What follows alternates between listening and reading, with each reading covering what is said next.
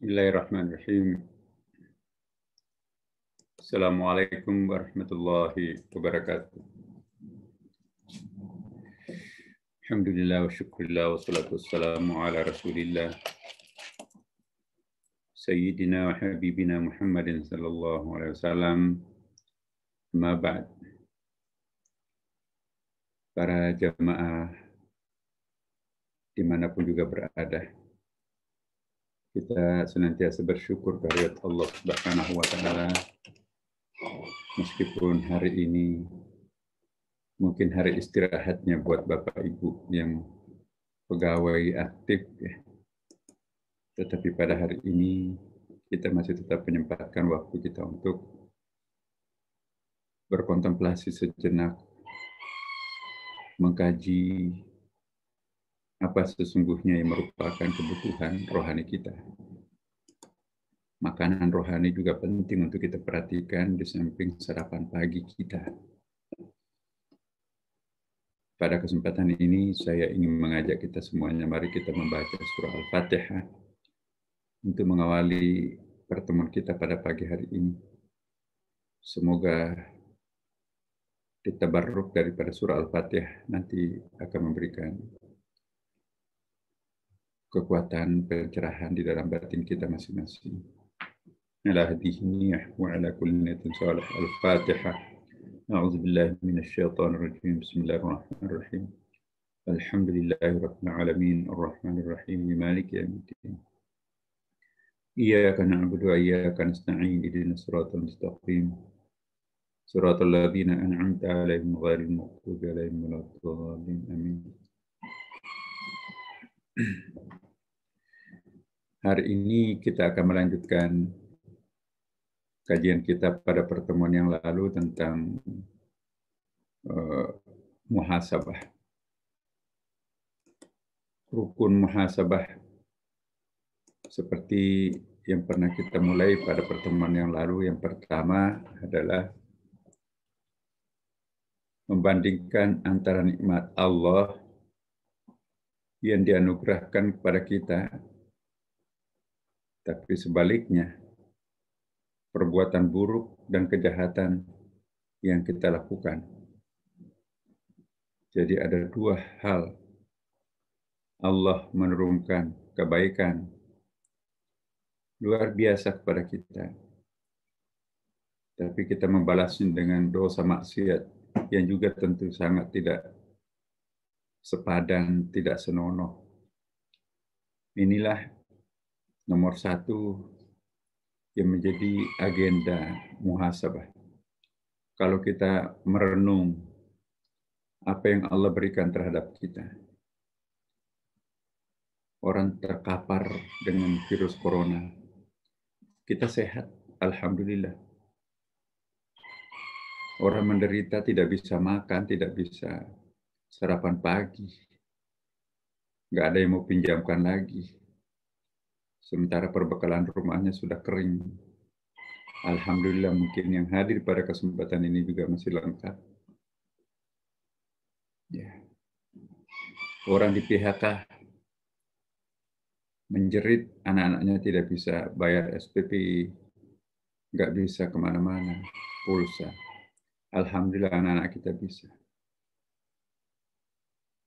Bahkan pekerjaan kita pun juga masih lancar. Alhamdulillah. Sebaliknya apa yang kita lakukan? Dalam masa sulit-sulit seperti ini, justru kita melakukan dosa, kita melakukan kebalikannya, itu kebangetan. Ketika orang itu sedang ditimpa penderitaan, tapi kita juga asyik dengan dosa maksiat di atas kenikmatan. Hati-hati kita jangan sampai itu yang disebut dengan istidraj. Istidraj itu ialah Allah melakukan pembiaran terhadap hambanya.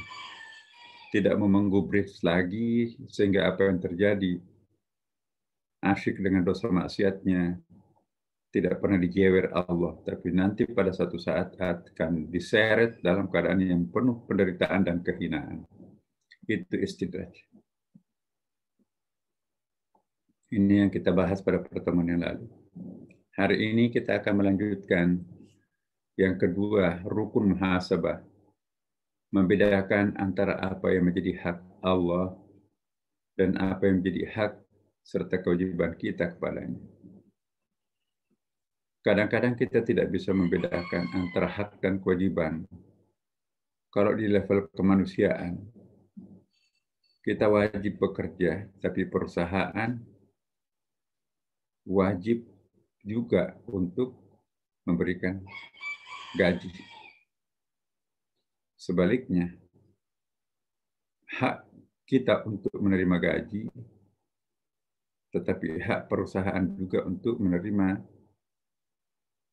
pengabdian dan pekerjaan yang layak, menunaikan tugasnya dengan baik. Ya. Jadi di mana ada hak, di situ ada kewajiban. Di mana ada kewajiban, di situ ada hak. Di level duniawi kita jauh dan kita sudah sangat paham apa yang menjadi hak dan kewajiban kita. Tapi di level ketuhanan kita susah membedakan mana hak dan kewajiban kita. Ya, bahkan itu masuk ke ranah teologi. Karena kita kewajibannya dominan sebagai seorang hamba. Dan tentu Tuhan tidak punya kewajiban. Karena tidak ada siapapun dan apapun yang bisa mewajibkan Allah melakukan sesuatu. Itulah level teologinya. Ya. Kita sebagai karyawan wajib bekerja. Tapi pimpinan perusahaan wajib juga untuk memberikan gaji. Kita sebagai hamba wajib beribadah kepadanya. Apakah kita juga akan mewajibkan Allah untuk memasukkan kita ke dalam surga? Meskipun tidak ada kata wajib bagi Allah, tetapi Allah secara natural, secara apa adanya, dan secara memang demikian adanya, selalu melakukan apa yang disebut dengan keadilan. Kalau kita bicara tentang keadilan, terjadi keseimbangan real antara hak dan kewajiban. Memang tidak kita wajibkan Allah memberikan pahala, tetapi Allah memperkenalkan dirinya sebagai Maha Adil. Adil di mana ada hak, di situ ada kewajiban. Jadi Bapak Ibu, tidak perlu khawatir Allah tidak memberikan balasan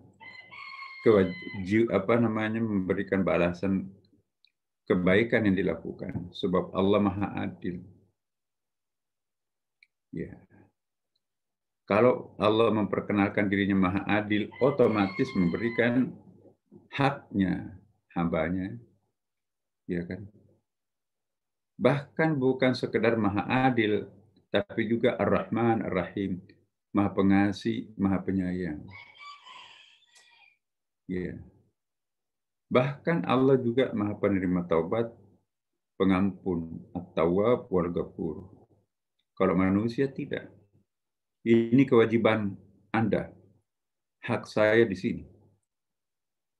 Nah, biasanya kalau pimpinan atau bos perusahaan,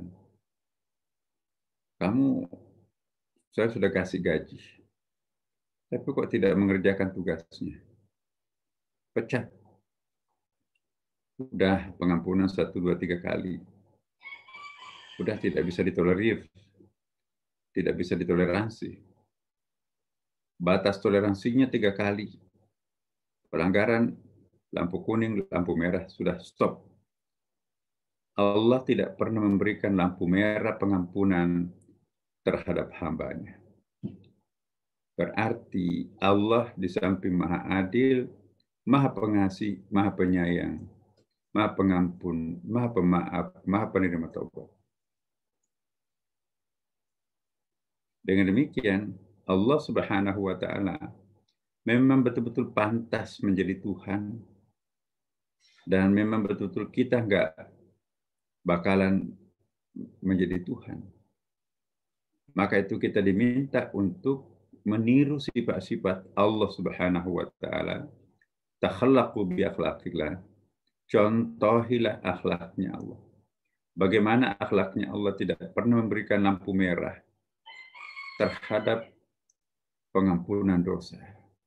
Lampu merah itu datang ketika orang itu sudah menghembuskan napas terakhirnya. Setelah itu, ya sudah. Ya.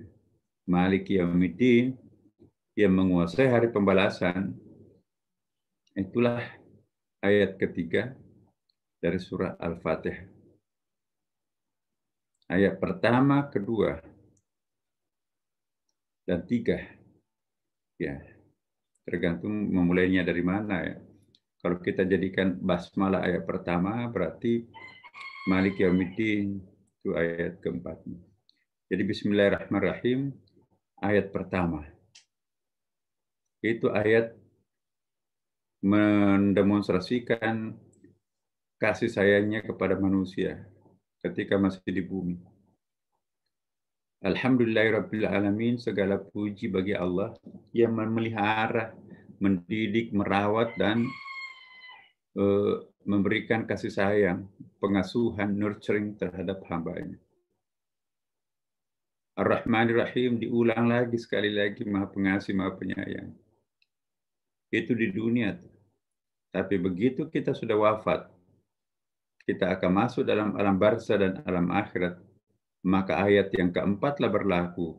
Maliki Yaumiddin, yang menguasai hari pembalasan. Jadi sudah. Kalau kita tidak sempat minta maaf dan dimaafkan di dunia, kalau kita tidak memanfaatkan kasih sayangnya Allah di dunia, ya sudah selesai. Memang kita termasuk orang yang tidak beruntung. Kenapa? Karena pada saat Allah membuka pintu maafnya untuk kita di dunia ini, Allah mendemonstrasikan kepemurahannya, kepengasihannya. Di muka bumi ini kita tidak memanfaatkan. Pakai berpoya-poya dan dipakai untuk melakukan kemabukan duniawi. Tapi begitu berlaku Malik Yaumiddin, maka stop pengampunan itu. Batas pengampunan itu ialah di dunia. Sebesar apapun dosa seorang hamba, kalau ia datang dalam keadaan taubatan nasuha, maka lupakanlah dosa besar itu. Tidak ada dosa besar sebesar apapun jika yang datang Allah yang Maha Pengasih, Maha Penyayang, Maha Pengampun. Tapi kalau di akhirat berlaku Malik Yaumiddin, ya, tidak ada dosa kecil sekecil apapun, melainkan Allah nanti akan berlaku secara maha adil di hari pengadilan pada mahsyar. Faman ya'mal mithqala dzarratin khairan yarah wa may ya'mal mithqala dzarratin syarran yarah. Barang siapa yang melakukan amal kebajikan sekecil apapun akan dibalas. Demikian pula sebaliknya, sekecil apapun keburukan pun juga akan dibalas. Sudah tertutuplah pintu maaf kalau sudah Malik Yaumiddin berlaku. Sedangkan Bismillahirrahmanirrahim, Alhamdulillahirrabbilalamin, Ar-Rahmanirrahim, itu ayat-ayat di dunia. Tapi kalau kita sudah lenyap di dunia, masuk ke alam barzah, kuburan, maka berlaku Malik Yaumiddin. Sudah. Menyesal sejadi-jadinya orang kenapa di hari Allah mengumbar pemaafan, aku tidak manfaatkan.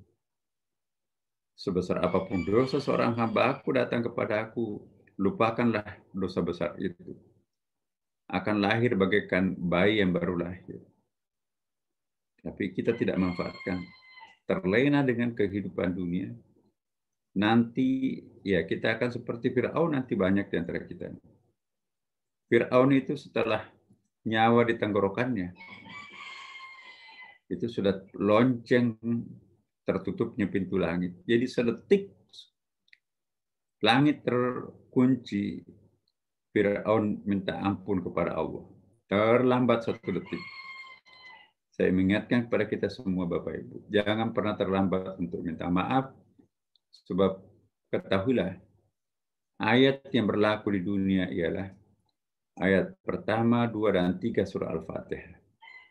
Sedangkan kalau nyawa di tenggorokan sudah berlaku sudah berlaku Malik Yaumiddin. Sudah tertutup rapat pintu langit untuk menerima ampunan dari hambanya. Nah, inilah yang dimaksud membedakan antara apa yang menjadi hak Allah dan apa yang menjadi hak dan kewajiban kita kepadanya. Tentu kewajiban kita menjalankan rukun Islam, berikrar tidak ada Tuhan selain Allah, berikrar tidak ada Nabi selain Muhammad dan Khatamul Anbiya wal Mursalin. Ya. Habis itu tentu kita wajib menunaikan sholat. Sholatnya pun juga itu ada ketentuannya. Demi sholat al-dzikri, inna sholata tanha 'anil fahsya wal munkar. As-sholatu miftahu kulli khair. Ya banyak tuh ayat dan hadis tentang sholat. Habis itu kewajiban kita yang lainnya adalah asyam Ramadan, berpuasa Ramadan. Itu kewajiban.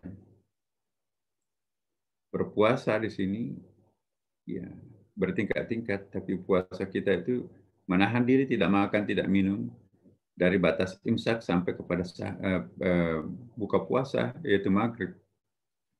Nah, itu wajib mengeluarkan zakat, baik zakat harta atau zakat mal maupun zakat fitrah, apapun profesi kita, zakat pertanian, ya, zakat profesi, seorang dokter spesialis, super spesialis, tentu pendapatannya semalam itu lebih banyak daripada 1 tahun pencangkul sawah di kampung itu. Nah, masa petaninya keluarkan zakatnya, dokter spesialis yang kaya itu tidak. Nah, jadi perlu ada penjelasan di situ. Nah, ayat yang kedua ini membedakan antara apa yang menjadi hak Allah dan hak kita. Mari kita menunaikan kewajiban kita. Rukun Islam tadi. Terakhir rukun Islamnya adalah tatimul hajj. Jadi menyempurnakan rukun Islam itu dengan melakukan ibadah haji bagi yang memenuhi syarat man istata'a ilaihi sabila. Kalau kita punya kemampuan tapi tidak menunaikan haji, menunggu saat pekerjaan jabatan sudah selesai, menunggu saat pensiun, begitu pensiun stroke, maka itu sudah budidayakan dengan membelikan sepasang kambing. Ternyata kambing itu beranak pinak. Lama-kelamaan aku juga belikan sepasang unta, beranak pinak juga. Tiba-tiba si mantan karyawati saya itu datang. Pak, saya mau ambil gaji saya 1 bulan. Oh iya, memang. Saya ingat tidak pernah saya lupa gajimu itu. Kamu dari mana? Pokoknya ada urusan. Saya perlu uang itu. Semua unta dan kambing yang makan di padang rumput sejauh itu milik kamu semuanya. Tidak, saya hanya mau mengambil gaji saya 1 bulan. Aku tidak mau mengambil yang sebanyak itu. Diceritakanlah, gajimu yang 1 bulan, nah. Tidak mungkin saya ambil, itu adalah keringatmu. Maka aku budidayakan. Belikan sepasang kambing beranak pinak. Belikan juga unta beranak pinak. Jadi semua kambing dan unta itu milik kamu. Lalu diambilnya lah semua kambing unta itu seluas padang pasir itu, tanpa disisahkan 1 ekor pun kepada mantan bosnya yang juga sudah jatuh pailit. Kalau ini ada efeknya buat hamba, mohon pintu gua ini dibukakan. Begitu didorong, menggelindinglah batu raksasa itu, jatuh ke bawah. Selamatlah 3 pemuda itu. Jadi ini pelajaran buat kita semuanya, bahwa dalam posisi kita sedang diintai oleh musibah, seperti sekarang kita akan diintip oleh virus-virus corona yang di sekitar kita. Bergelimpangan mayat di mana-mana sekarang ini. Begitu banyaknya pasien, begitu banyaknya orang yang mati karena COVID. Kita nggak tahu giliran kita kapan. Dalam posisi kita sedang diintip oleh musibah, maka pada saat itu berdoalah dengan melakukan muhasabah apa-apa yang pernah kita lakukan dalam bentuk kebaikan. Bertawassullah dengan perantaraan amal kebajikan itu, saving spiritual itu.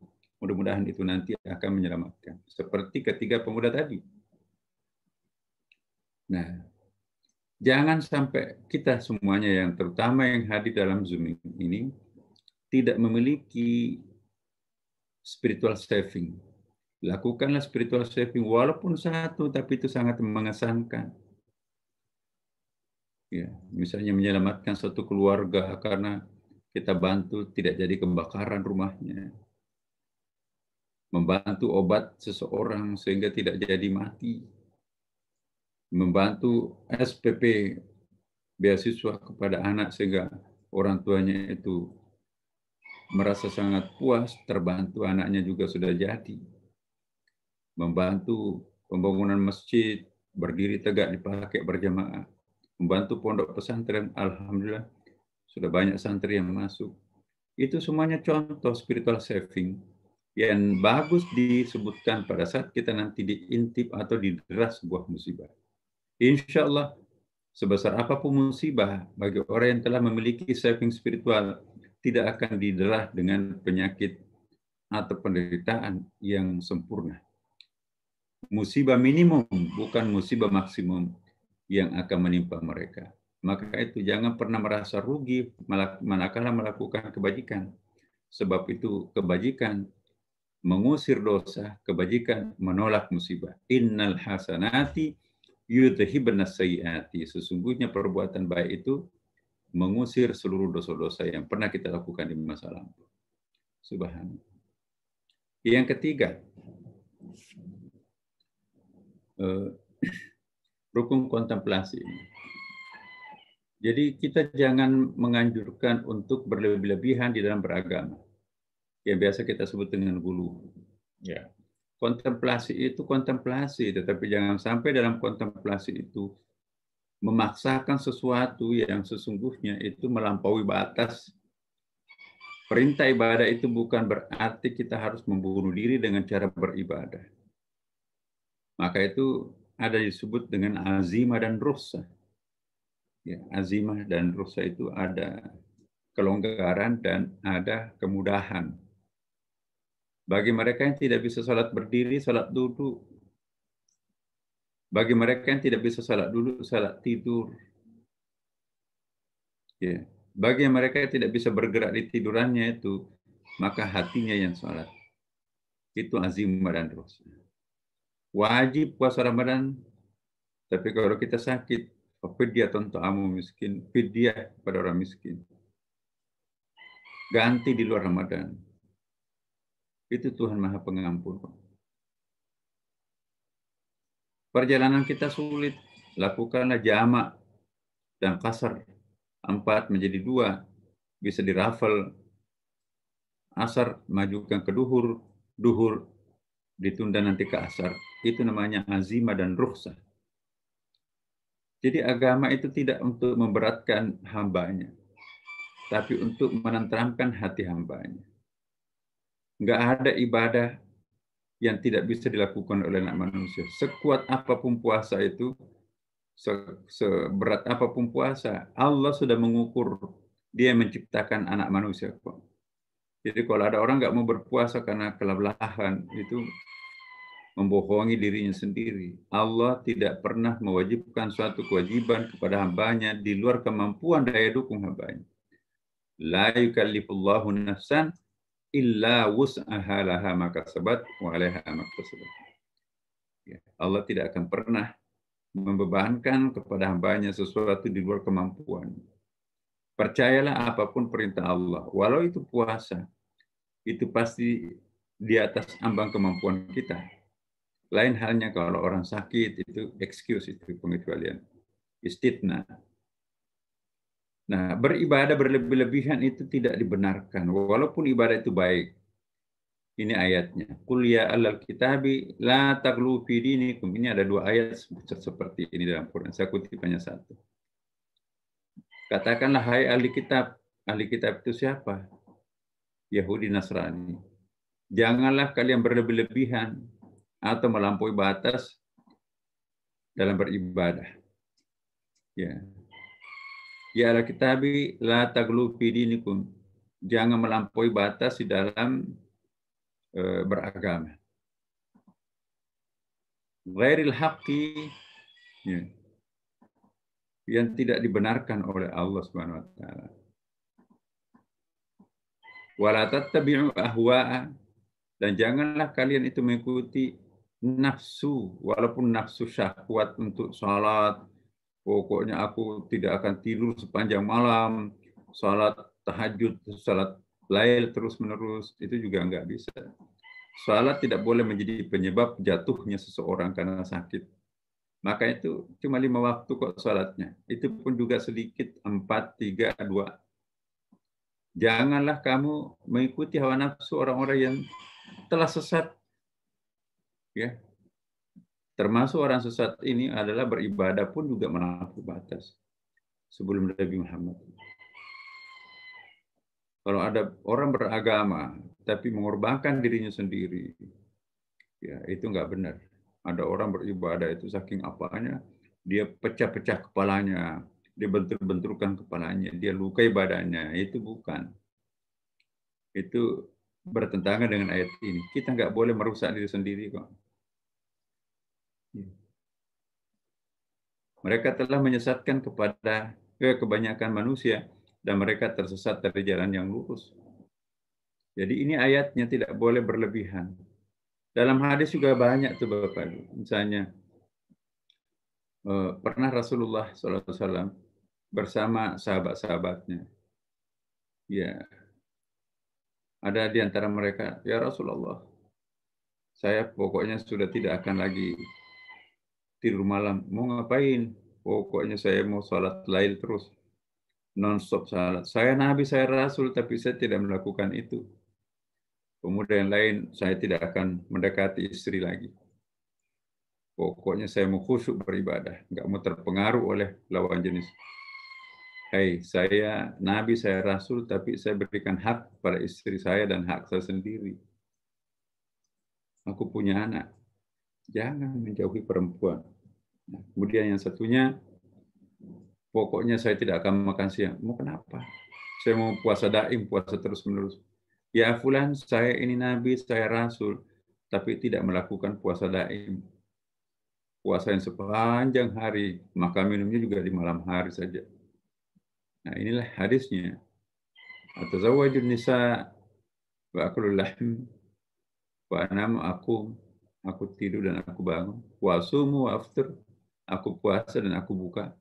Faman raghiba an sunnati falaysa minni, barang siapa yang menolak untuk mengikuti sunnahku, maka dia tidak termasuk dari golonganku.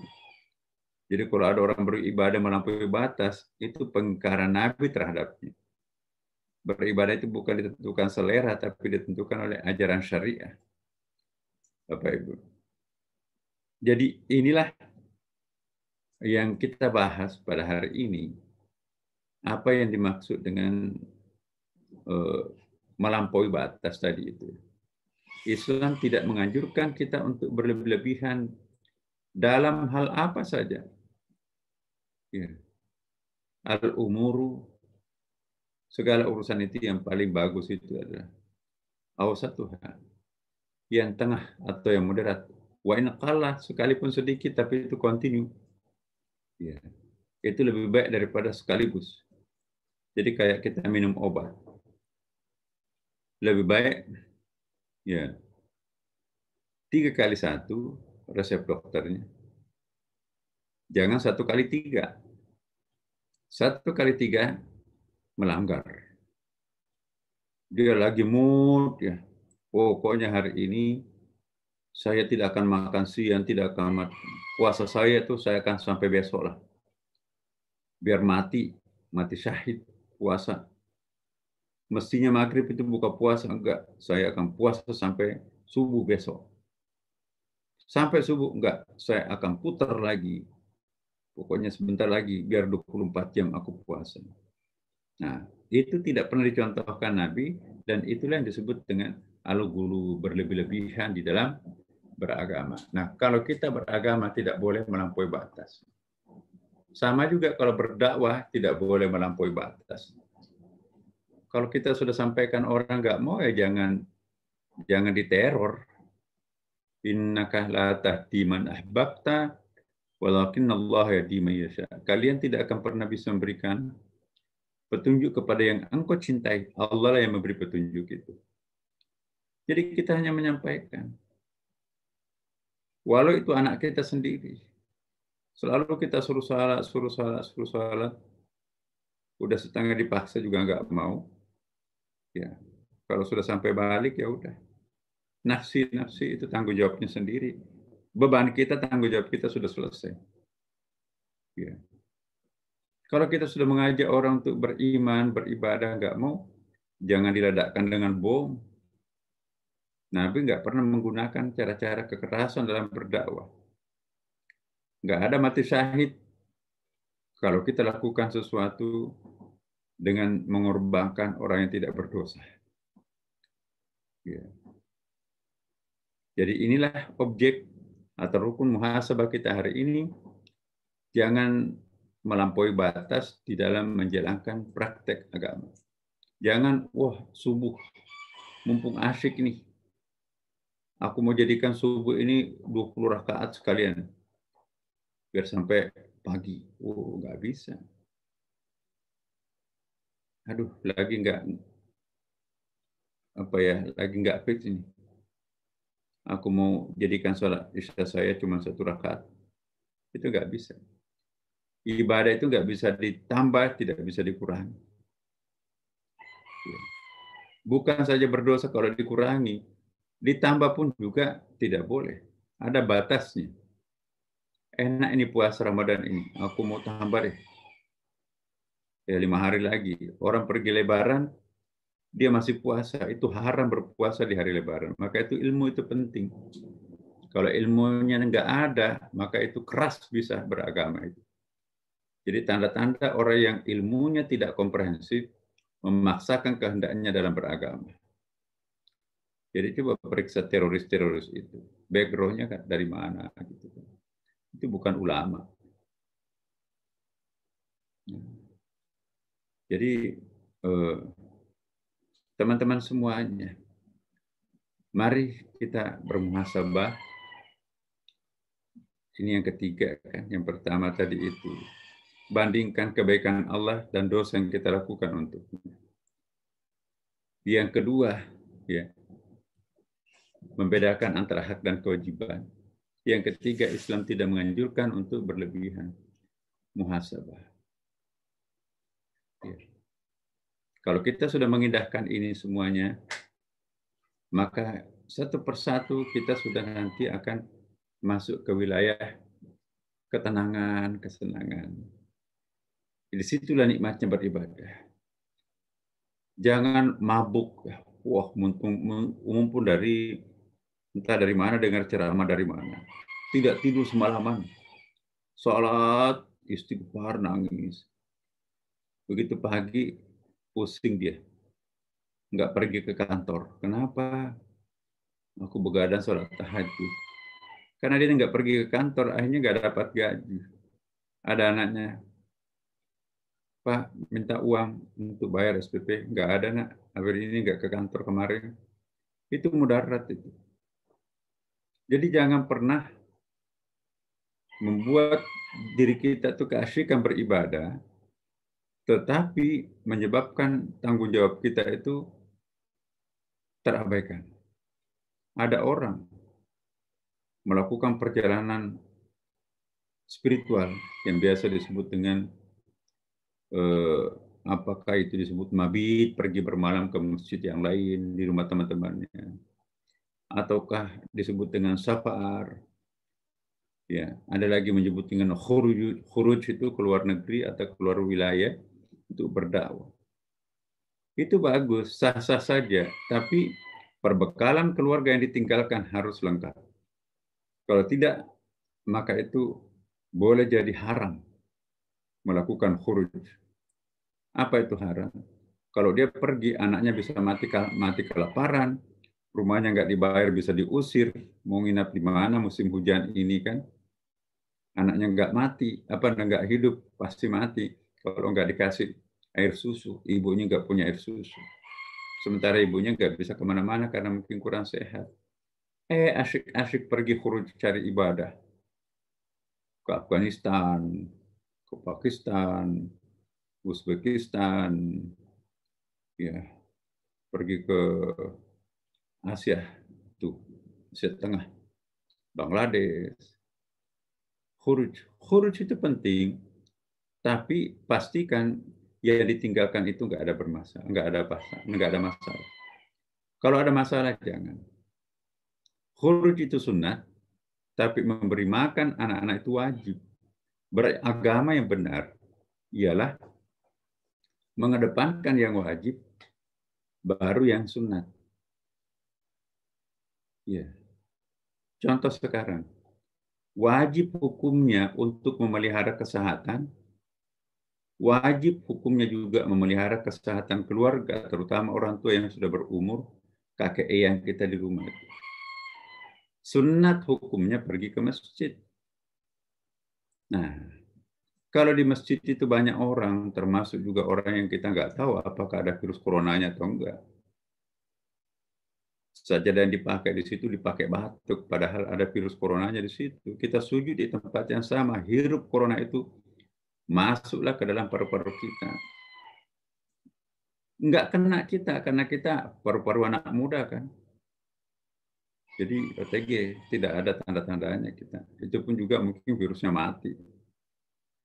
Karena protektor kita itu kuat. Tapi begitu kita selama mencium tangan ibunda kita, eyang kita, lalu ibu kita itu langsung makan, ikutlah virus itu masuk. Karena daya tahan tubuhnya itu kurang, orang tua itu, maka udahlah. Langsung kena coronanya. Begitu masuk rumah sakit, tidak pernah sehat sampai mati. Innalillahi wa inna ilaihi raji'un. Kitanya yang nggak kena, pada kita yang bawa corona itu dari luar. Makanya itu, wajib hukumnya mempertahankan kesehatan diri dan keluarga, sunat hukumnya pergi ke masjid. Jangan mewajibkan dirinya pergi ke masjid, tapi konsekuensinya orang tuanya, kakek eyangnya, yang nanti bawa oleh-oleh berupa virus, menyebabkan kematian. Jadi ini usul fikih sekarang harus jalan dalam menyikapi keadaan. Kita seringkali juga memaki-maki orang. Oh ini kok kita mau pergi ke masjid dilarang. Tapi orang pergi ke mall nggak dilarang. Orang pergi ke bandara ramai itu. Jadi enak kedengeran. Provokatif benar tuh. Masa tidak boleh ke masjid tapi bandaranya ramai? Ya. Pasarnya, mallnya ramai. Kalau memang pemerintah memihak kepada Islam, ya sama dong. Larang juga orang pergi ke bandara, larang pergi ke mall. Masa kita mau ke masjid juga dilarang? Nah, secara usul fikih Bapak Ibu, boleh jadi ya, pergi ke pasar itu wajib. Sedangkan pergi ke masjid itu sunnah. Bahkan kalau nyata-nyata di masjid itu ada penularan COVID, maka kita nggak boleh ke masjid.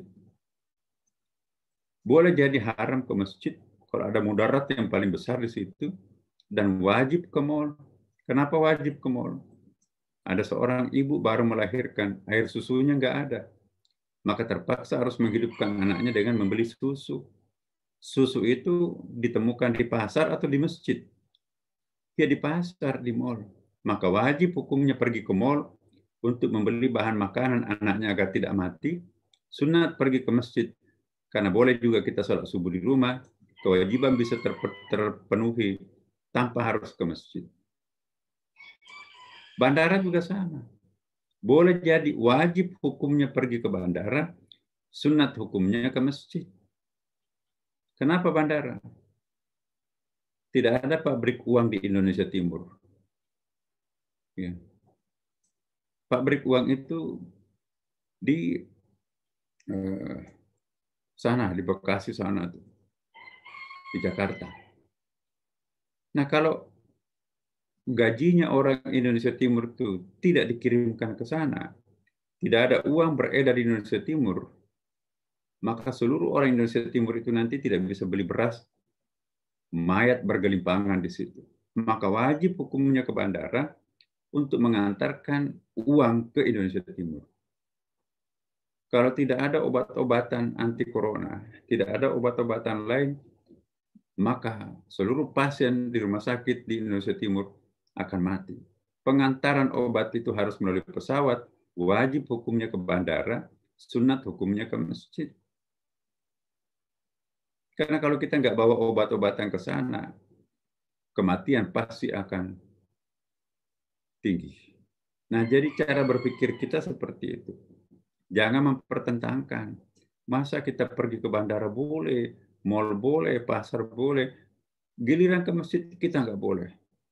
Nah, kalau telinga-telinga tidak paham usul fikih, wah ini memang pemerintah sudah nggak benar nih. Ayo kita ngamuk. Nggak bisa. Provokator itu pintar tuh membujuk orang dengan emosi. Padahal kalau orang nggak ke mall, nggak ke pasar, bagaimana bisa makan satu keluarga, keluarga-keluarga yang lain? Bisa nggak kita menanam padi di halaman rumah? Bisa nggak nangkap ikan di depan rumah? Nggak ada, semuanya harus kita ke pasar. Wajib hukumnya ke pasar, sunat hukumnya ke masjid. Jadi itu logikanya. Beragama melampaui batas, pokoknya walaupun sunat saya harus ke masjid. Apapun yang terjadi, masjid itu rumah Allah, salat itu mulai di masjid. Sudah tahu kalau di situ banyak virus di masjid itu, belum disemprot, begitu dia datang, batuk-batuk pulang. Mati syahid nggak itu? Ada ulama yang mengatakan nggak ada syahid bagi orang yang mati disengaja seperti itu. Ya. Mati syahid itu ialah setelah berikhtiar segala macam, tapi akhirnya kena juga. Itulah yang disebut mati syahid karena virus menular, apa ya? Karena penyakit menular. Oh, aku nggak mau berobat, aku nggak mau divaksin, aku nggak mau macam-macam deh. Biar mati aja. Langsung aku masuk ke surga. Daripada nanti aku hidup, aku nggak bisa menghentikan dosa saya. Aku nggak mau minum obat. Aku mau mati kok. Dari dulu aku minta mati. Kalau perlu, aku akan menjadi sukarelawan di Wisma Atlet di sana tanpa pakai alat. Teriak orang, kenapa nggak pakai masker? Aku kan volunteer, aku kan mau pejuang di sini. Iya, tapi pakai alat enggak. Memang aku cari kematian di sini. Itu bukan mati syahid. Itu mati nekat. Wala tulqu biyadiyakum ila tahluka. Jangan menceburkan diri kalian ke dalam kebinasaan. Kalau sudah tahu itu akan ada bahaya, tapi masih melakukan, sementara ada alternatif lain bisa dilakukan tanpa harus mengorbankan diri, maka itulah yang tidak mati syahid. Saya kira inilah Bapak Ibu kontemplasi kita yang perlu kita perhatikan. Beragama yang benar ialah beragama secara wajar dan mengikuti holistik ajaran agama Islam secara komprehensif. Semoga ada manfaatnya. Wassalamualaikum warahmatullahi wabarakatuh. Waalaikumsalam warahmatullahi wabarakatuh. Bapak Ibu jamaah sekalian, demikianlah kajian yang tadi dibahas oleh guru kita. Adapun ini ada beberapa pertanyaan. Yang pertama dari Bapak Bagus. Prof ingin bertanya, bagaimana kalau kita bersalah kepada seseorang teman atau kerabat, berkali-kali kita minta maaf dan berserah diri, tapi kita tidak dimaafkan sampai wafat. Lalu dari via Zoom ada pertanyaan juga dari Bapak Syair Badui. Assalamualaikum, izin bertanya pada Guru Ta, hubungannya dengan muhasabah profesor, bolehkah menasihati penguasa di tempat umum, baik secara langsung maupun melalui demonstrasi? Dan juga ada pertanyaan di sini dari Bapak Siswantoro. Assalamualaikum Ayahanda Guru. Tadi dikatakan di Quran surat Al-Baqarah, Quran surat 2, ayat 1, 2, dan 3, untuk kehidupan manusia di dunia, dan ayat 4 dan seterusnya, telah tertutup pintu ampunan. Bukankah Allah yang Maha Pengasih dan Penyayang memiliki 100 rahmat, di mana 1 sudah disebarkan di muka bumi, dan 99 menanti kita di akhirat untuk ampunan. Mohon pencerahannya. Iya. Pertama, apa tadi ya? Jangan banyak, saya nggak catat. Jadi yang pertama tadi mengenai apa tuh? Jamal? Ini Prof, untuk yang pertama itu bagaimana jika kita minta maaf pada seseorang? Ya. Kalau sudah minta maaf tapi tidak mau dimaafkan, berkali-kali kita ulangi seperti itu, serahkan dirinya kepada Allah. Ya Allah, aku sudah menunaikan perintah-Mu, memohon ampun kepada orang yang ditempati bersalah, tapi dia tidak memaafkan saya. Saya serahkan sepenuhnya kepadamu, ya Allah. 3 kali kita melakukan upaya seperti itu, kita serahkan kepada Allah. Yang salah adalah orang yang tidak memaafkan. Orang yang pelit memaafkan saudaranya, Allah pun juga akan pelit memaafkan dosanya. Lebih banyak mana dosa kita kepada Allah daripada utang dosa dari orang lain. Jadi saya kira begitu. Kalau ingin mudah dimaafkan dosanya oleh Allah, mudahkanlah beri maaf kepada orang lain. Yang kedua, terkait menasihati pemimpin di tempat umum. menasihati pemimpin di tempat umum. Kan ada ayatnya, ud'u ila sabili rabbika bil hikmah wal mau'izatil hasanah wajadilhum billati hiya ahsan. Jangan hanya pejabat, ya. Orang sekecil apapun itu harus diberikan perlakuan secara manusiawi. Mentang-mentang pejabat harus santun menasehati. Mentang-mentang nggak ada apa-apanya, maka kita kasarin, enggak. Semua manusia itu posisinya sama. Ya, lakukanlah akhlak yang terpuji terhadap pejabat, lakukan hal yang sama juga terhadap orang kecil sekecil apapun. Ya.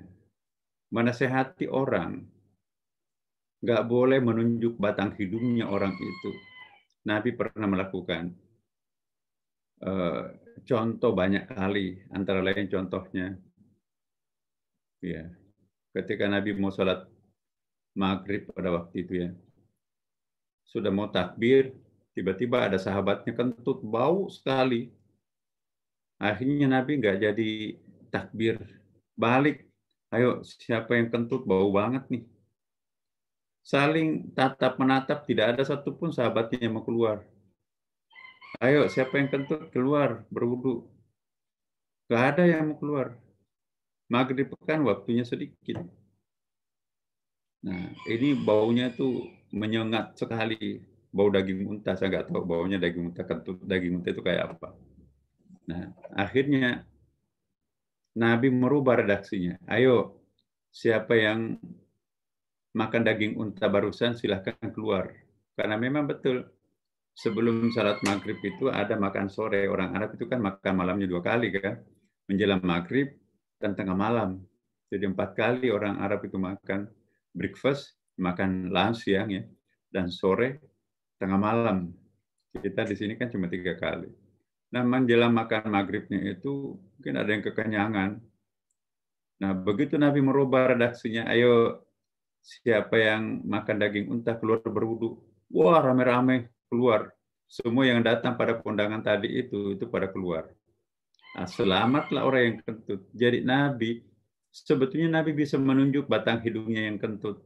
Sahabatnya malaikat kok, feelingnya sangat tajam.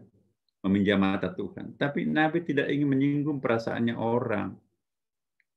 Tapi juga pada saat bersamaan bagaimana bisa melanjutkan sholat. Kalau ada orang yang nggak sah sholatnya karena batal, kan tidak ada wudunya. Jadi menarik benang dari tepung itulah cara Nabi.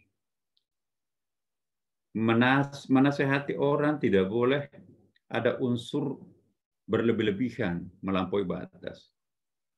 Bagaimana menasehati orang tanpa merasa orang itu dinasehati itu lebih baik. Bagaimana mengajari orang tanpa merasa diajari oleh orang lain, itu guru yang baik. Bagaimana berdakwah kepada orang tanpa orang lain merasa didakwai oleh mereka, itu yang terbaik. Jadi jangan menepuk dadanya, aku ini ustadz loh, aku ini mubalik loh. Lihat wajahku, lihat ini surbanku. Siapa lagi yang kalian mau tunduk kalau bukan aku? Itu bukan mubalik yang baik. Bagaimana berdakwah tanpa orang lain merasa didakwah, bagaimana mengajari orang tanpa orang merasa diajari, itu cara Nabi. Jangan sampai orang itu tersinggung di depan umum, itu tidak pernah diajarkan Nabi. Nah, yang ketiga tadi. Ya, yang ketiga terkait tadi yang telah disampaikan Ustadz, bahwasanya Allah Subhanahu wa taala itu memiliki 100 rahmat. Ya, 100 rahmat begini. 100 di dunia. Kalau mengindahkan ayat pertama, kedua, dan ketiganya. Ya, jadi enak aja Fir'aun nanti itu. Ya, enak aja para orang kafir itu nanti di akhirat itu dapat pengampunan. Kalau gitu adalah nggak usah beribadah. Toh nanti juga Tuhan Maha Pengampun di sana. Jadi bukan begitu maksudnya. Bagi orang yang melakukan penghambaan diri yang sangat perfect, sangat bagus, ya, lalu meninggal, itulah yang mendapatkan pengampunan di sana itu. Mungkin tidak sempat taubat terhadap seluruh dosa-dosa yang dilakukan, tapi nanti akan ditunggu oleh Allah kemaha pengampunannya itu di sana itu. Nah, tapi itu syaratnya ayat pertama, kedua, dan ketiga surah Al-Fatihah, ya bukan Al-Baqarah, itu harus diindahkan. Allah Maha Pengasih di dunia, Maha Penyayang di dunia, Maha Penerima Taubat di dunia, Maha Pemaaf, Pengampun di dunia. Tapi kalau sudah sampai kepada nyawa di tenggorokan, berlakulah Malik Yaumiddin. Itu kan ayat eskatologis tuh. Ayat berlaku untuk hari kiamatnya. Iya. Sudah, kalau sudah itu yang terjadi, penyesalan dan terus menyesal. Kenapa ya? Kan ada ayatnya lain. La sadaqah, kalau saya bisa kembali ke dunia, pasti akan aku sedekahkan semua, wakafkan semua hartaku. No, terlambat. Sudah no way, itu nggak ada jalan lagi. Jadi mumpung kita masih hidup, berlaku Bismillahirrahmanirrahim, Alhamdulillahirrahmanirrahim, Ar-Rahmanirrahim. Kalau sudah wafat, Maliki Yaumiddin. Oh, jangan main-main di situ. Sudah diberikan kesempatan, tapi nggak mau. Kepengasihan Tuhan itu bagi mereka yang sudah minta ampun kepada Tuhan. Ya, namun demikian terserah dia. Kita juga tidak boleh menghalangi Allah kalau mau memaafkan hambanya. Ya mudah-mudahan seperti itu. Tetapi warning kita sekarang ini, ya, jangan terlalu permissiveness. Itulah Islam. Islam itu kan sebetulnya antara Yahudi dan Nasrani. Yahudi itu terlalu ketat beragama, penuh dengan daerah terlarang. Kullu ta'ami kana halal li bani Israil illa ma harrama ala nafsihi min qabli an tunzala Taurat. Ya, jadi seolah-olah dalam agama Yahudi itu al-aslu fil asya al-haram illa madalla ala dalil ala halalihi, ya kan. Pada dasarnya segala sesuatu itu adalah terlarang kecuali yang ditunjuk kebolehannya oleh Allah.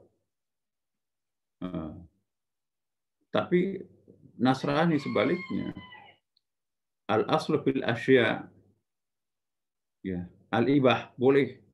Urusan nanti salah-salah minta maaf, gampang kok Tuhan. Ya, Maha Pemaaf. Maka itu kalau di gereja itu kecil-kecil gerejanya, tapi uang celengannya banyak banget, itu miliar-miliaran tuh. Pak Pendeta, tadi malam Minggu saya dosa. Apa dosanya? Saya selingkuh, saya zina. Waduh, wah kamu harus minta maaf itu. Makin besar dosamu, makin besar uang pertobatan yang harus masukkan ke celengan. Oh, udah tuh, maka itu di celengan-celengan gereja itu nggak ada uang recehan tuh, dolar. Karena itu berfungsi uang pengampunan dosa. Kalau kita nggak ada. Mau 1 miliar pun juga itu tidak ada jaminan dosanya diampuni. Makanya itu uang recehan banyak kan. Nggak ada kaitannya dengan pengampunan dosa. Jadi agama Yahudi terlalu ketat, agama Kristen Nasrani itu terlalu longgar, Islam in between. Ya, antara keduanya. Ya, ada hal-hal tertentu ketat, tapi ada hal-hal tertentu longgar. Itulah Islam. Ya. Ada lagi? Sudah, Pak. Ya.